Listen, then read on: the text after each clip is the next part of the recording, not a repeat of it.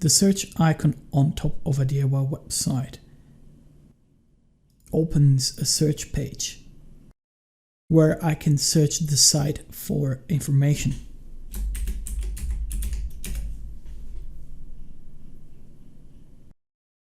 But some businesses don't really need that, so let me show you how to remove it from here. So back to my home page. Click on the admin button to get to the admin panel. From the admin panel, select pages and then select any page you'd like from the listed and edit.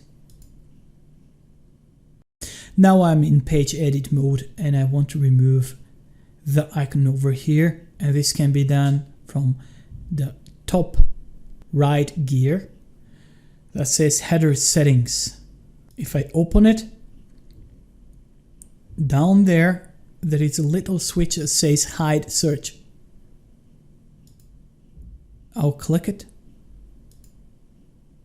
save, and then publish my page to reflect the changes and make them visible to everyone.